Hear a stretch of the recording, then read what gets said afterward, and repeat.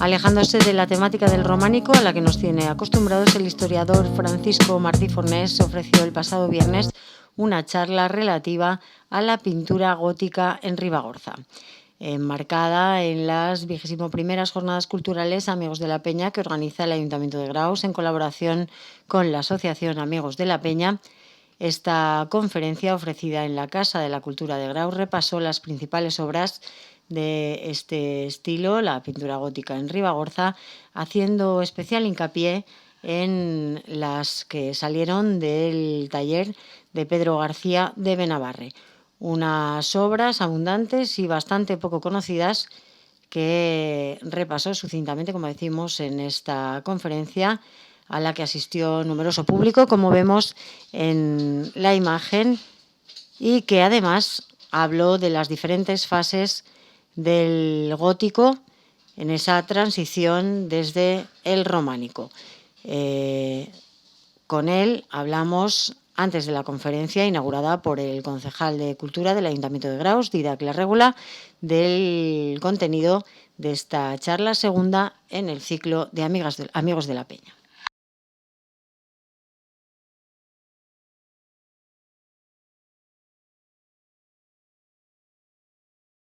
Venga, pues cuéntanos, Francisco, esa charla prevista es la segunda de Amigos de la Peña este año. Sí, ya es la segunda de este año, es una charla un poquito distinta a las que a lo mejor tengo yo a la gente acostumbrado, ¿no? Que siempre están hablando, dice, a ver si haces alguna cosa del románico. Del románico hemos hablado mucho y no hemos hablado nunca todavía, o muy poquito, una vez hablé un poco, del gótico en Ribagorza. Y tenemos en Ribagorza, pese a todo lo que se ha perdido, así todo, tenemos mucho gótico. Tenemos mucho gótico y tenemos un taller importantísimo que a caballo de las dos comunidades aragonesa y catalana fue uno de los talleres más importantes en la segunda mitad del siglo XV, y es el taller de Pedro García de Benabarre, que lo tenemos de aquí bien cerquita, y sus colaboradores que trabajaron mucho por aquí. Incluso de ese taller tenemos que pensar que son las 5 tablas que hemos conservado de Graus, esas tablas auténticamente maravillosas, de las cuales esta vez no podré hablar por razones de tiempo, lo vamos a dejar para otra circunstancia porque... ¿Eso para un monográfico y todo? Sí, porque me han salido una treintena más de obras, y claro, con una treintena de obras y una introducción general al gótico, me parece que la gente ya no estará para escuchar un poquito más sobre Graus. ¿Esas tablas de Graus dónde estaban? Esas tablas de Graus no se sabe el origen. Unos suponen que eran de la Peña y otros suponen que eran de San Miguel. La cuestión es que se hallaron enterradas en paja, alguien las debió esconder cuando la guerra civil, y al terminar, pero no he encontrado ningún documento que conste dónde se hallaron exactamente. Que se hallaron enterradas en paja, sí. Entonces se hizo un montaje con ellas, que yo creo que no eran todas del mismo retablo tampoco. Se hizo un montaje con ellas en la capilla de Santa Lucía en San Miguel. Pero era un mal montaje, quedaban muy mal y tal. Luego se cogieron las tablas, se separaron, se han restaurado con mayor o menor acierto y ahora están depositadas en el Museo de Barbastro, donde las podemos contemplar todos, y la verdad que son tablas muy interesantes, adjudicables a ese taller, pero en las cuales yo quiero ver, sobre todo en las dos mayores, la mano del maestro. Del propio Pedro García de Benabarre. Generalmente los expertos se inclinan por alguno de sus colaboradores, pero yo creo que la mano del maestro estuvo más o menos, no sé hasta qué punto, porque los maestros de aquella época siempre hacían 4 trazos y a lo mejor eran los discípulos o los aprendices o los colaboradores los que terminaban, pero yo creo que en estas, en las dos principales, en la de San Benito y en la de San Victorián, la mano del maestro seguro que estuvo. ¿Y dónde más estuvo ese maestro Pedro García de Benabarre? Él estuvo en Barcelona, estuvo en Zaragoza, trabajó en Lérida, trabajó en Cervera. En Barcelona incluso heredó el taller de Bernat Martorell, o sea, de uno de los grandes pintores barceloneses de la época. Pactó con su viuda y con sus hijos, con sus herederos, se quedó el taller, trabajó también allí, pero él nunca renunció a decir que era de Benabarre, y lo repite 25.000 veces que era de Benabarre. Lo que pasa que tenemos un problema. El apellido García en España es demasiado corriente, entonces toda la documentación que va apareciendo es muy difícil identificar exactamente su procedencia, de dónde venía. Incluso uno de sus estrechos colaboradores, el que llamaban maestro de Viella, Alberto Velasco, un profesor de la Universidad de Lérida, está apuntando últimamente a que sería un hijo un hijo llamado Bartolomé, o sea, Bartomeu García, un hijo de Pedro García, sería ese supuesto maestro de Viella. Pero claro, todo es muy difícil encontrar documentación y más con un apellido tan común, que todavía resulta más difícil con los archivos que se han llegado a perder. Y en la zona decías que más de 30 ubicaciones. Aquí tenemos una treintena, no todas son de su taller. Tenemos otras, tenemos algunas obras que son adjudicables a autores incluso algo anteriores, por ejemplo, al que se denominaba hasta ahora maestro de Albatarre, que ahora se le suele identificar con un tal Pere Teixidó de Lérida. También tenemos obras suyas, una de ellas el retablo de Santa Elena, muy bien restaurado, que podemos contemplar ahora en Nuestra Señora de Valleflors en Benavarre.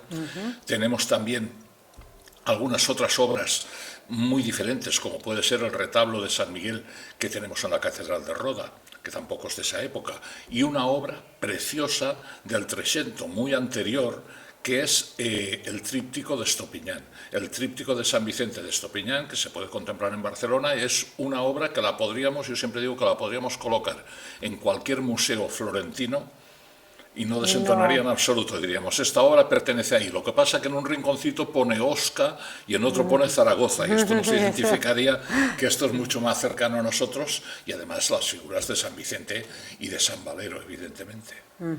Porque que estén aquí en la zona, tenemos obras que se atribuyen a Espallargues, a uno de los discípulos, quizá el principal, el más destacado o ayudante o colaborador de Pedro García, por ejemplo, 4 tablas de las que se llevó Eric el Belga y que afortunadamente se recuperaron y están ahora restauradas en la Catedral de Roda. Pues estas las tenemos aquí. Tenemos también esta obra que estamos diciendo en Benavarre, el retablo de Santa Elena. Tenemos también una pequeña tabla, un trocito de una tabla que se salvó también en la Guerra Civil, que pertenecía al retablo mayor también de la iglesia de Benavarre. Esta también la tenemos aquí, y tenemos también bastantes obras de las que han venido ahora de Lérida hacia aquí.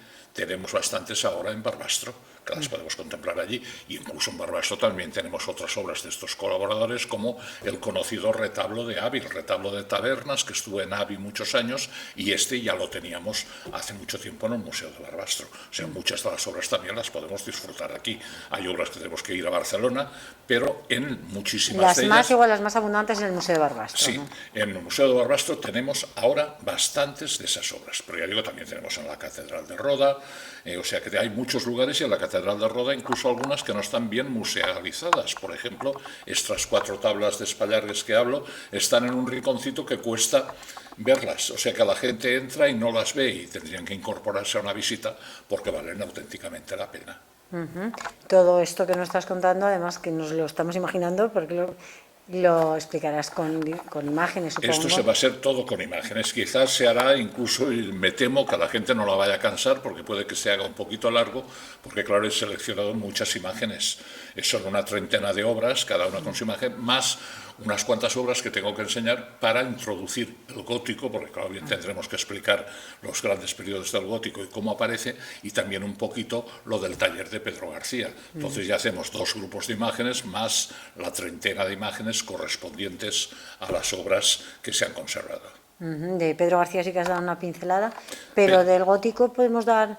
¿Qué caracteriza las pinturas de ese gótico, periodo? En primer lugar, tenemos que ver que rompe con el estilo románico que teníamos antes. Esa conceptualización, esa idealización que tenemos en el estilo románico, donde aspiramos a presentar las cosas totalmente idealizadas, en el gótico esto desaparece. En el gótico aparece un afán naturalista.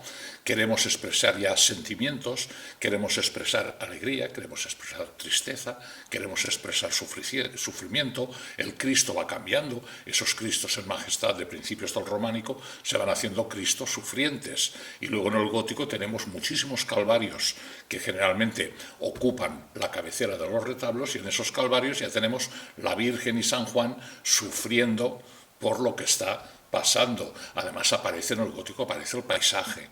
En el gótico aparecen las vidrieras, que sustituyen mucho a la pintura mural. Vidrieras, desgraciadamente, no tenemos.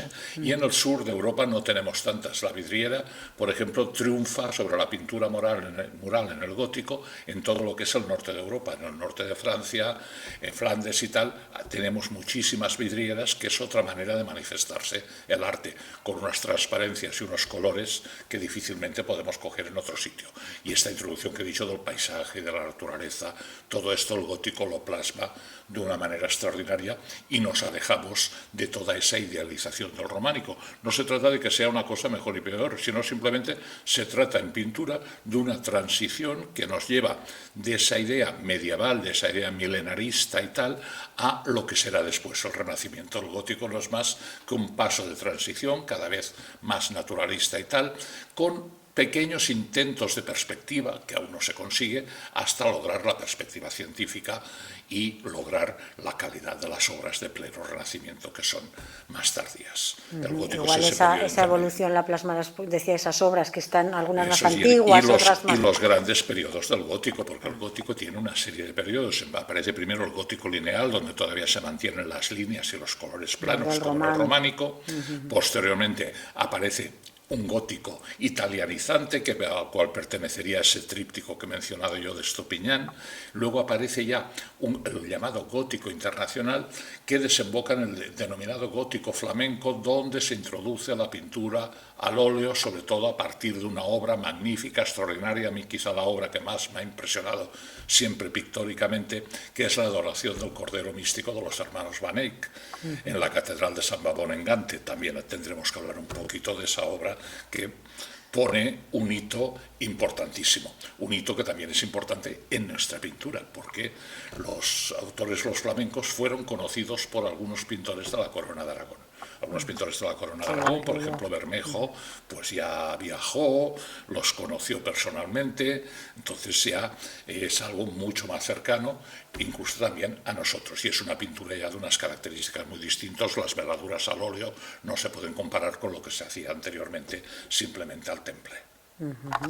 Perfecto, interesantísima charla, pues. Aunque cambies de registro, no pierde el interés. No, yo creo que es interesante porque es otro aspecto divulgativo que hasta el momento pues quizá no habíamos tratado lo suficiente. Además es que en Ribagorza no estamos muy convencidos de todo lo que tenemos, y decimos, es que tenemos mucho románico, sí señor, pero también tenemos gótico y también tenemos un espléndido renacimiento muy poco estudiado. En la portada de Castarlenas nos tendría que servir como motivo para estudiar esos edificios y esas portadas que son únicos. O sea, además constituyen un renacimiento muy peculiar, un renacimiento muy nuestro, un renacimiento muy vinculado a la baronía de Castro y vinculado también a Graus y a Nuestra Señora de la Peña. Perfecto, pues ahí queda. Como siempre se llama a mí de poner en valor el patrimonio que llevas haciendo tantos años. Otra vez llegaremos a esas cosas. Perfecto, muchas gracias, Paco. Gracias. Y seguimos hablando de las jornadas culturales de Amigos de la Peña, que proseguirán el próximo lunes, día 14 de agosto, a las 20 horas en el claustro de la Basílica. Se trata de la celebración de la 21ª Gala Lírica Villa de Graus, que como siempre dirige la soprano María Ángeles Sarroca, y que reunirá a estudiantes y cantantes de primer nivel en una cita plenamente consolidada que también organizan al Limón, el Ayuntamiento de Graus y la Asociación Amigos de la Peña. El programa se reanudará al día siguiente, martes día 15 de agosto, con motivo de la festividad de la Virgen de la Peña. El programa incluirá a las 19 horas volteo de campanas, a las 19:30 horas misa presidida por el titular de la parroquia y la actuación del coro parroquial. Al término de la misa, reparto de torta y vino, y para concluir la jornada, la actuación del pianista Nacho Nájera en el claustro de la Basílica. Un intenso programa para esa festividad de la Virgen de la Peña el martes día 15. Y las jornadas incluirán también nuevas charlas. La siguiente, en concreto, tendrá lugar el próximo jueves, día 17 de agosto, y correrá a cargo de Jordi Casado. El título de esta conferencia es Sin distracciones, una mirada a nuestra atención, y como decimos, tendrá lugar el próximo 17 de agosto en la Casa de la Cultura a las 20 horas a cargo del ponente Jordi Casado. La última será el 31 de agosto a cargo de Antonio Valdellou y bajo el título Vicente Solano, el cura de Brustán, honra de las armas y de las letras.